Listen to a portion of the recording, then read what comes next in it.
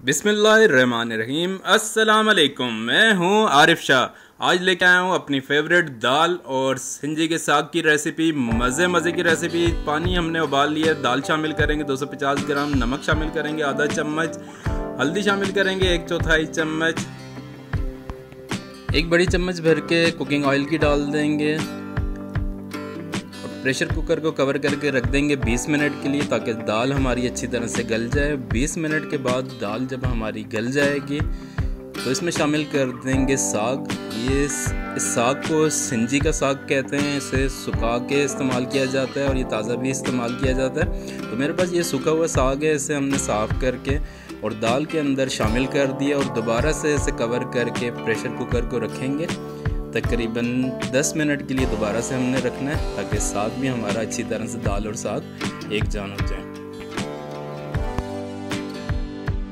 दाल और साग को हमने पकाने के लिए रखा हुआ है। दूसरी साइड पे इसकी ग्रेवी तैयार कर लेते हैं। इसके लिए हमें चाहिए कुकिंग ऑयल और साथ ही शामिल कर देंगे इसमें लहसुन, अदरक और हरी मिर्चें बारीक कूट के।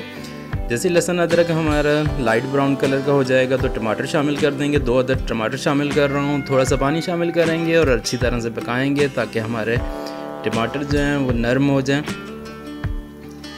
नमक शामिल कर देंगे हस्बे ज़ायका, लाल मिर्च आधा चम्मच, साथ ही थोड़ा सा पानी शामिल करेंगे ताकि हमारे मसाले अच्छी तरह से पक जाएं और हमारी अच्छी सी ग्रेवी तैयार हो जाए। टमाटर हमारे नरम हो जाएं, मसालों की अच्छी से पकाई हो जाए। दाल और साग को हम छान लेंगे, पानी इसका अलग कर लेंगे और दाल और साग को अलग करेंगे। दाल और साग जो कि उबाल लिए हमने, उबले हुए हैं। अब जो हमने ग्रेवी तैयार की है, मसाला तैयार किया है, इसके अंदर शामिल कर देंगे। दाल और साग को पानी के बगैर शामिल करना है। दाल और साग की बहुत ही मज़े की रेसिपी है। ये देसी रेसिपी है और इसे आप हर जगह पे इस्तेमाल कर सकते हैं। ये साग यहाँ पे सुखा के आप इसे 6 से 8 महीने तक, 1 साल तक भी इस्तेमाल कर सकते हैं। दाल और साग को अच्छी तरह से पकाएंगे, 10 मिनट के लिए इसकी बुनाई करेंगे। जब ऑयल ऊपर आ जाएगा, पकाई होगी, ये साग हमारा तैयार है। अगर आप शोरबे वाला बनाना चाहते हैं, यानी कि आप मकई की रोटी के साथ खाना चाहें या तंदूर की रोटी के साथ, तो इसे शोरबे वाला इस्तेमाल किया जाता है। तो जो दाल और साग का पानी हमने अलग किया था वो पानी शामिल कर देंगे, अच्छी तरह से मिक्स करेंगे और दोबारा से 10 से 15 मिनट के लिए रखेंगे पकने के लिए।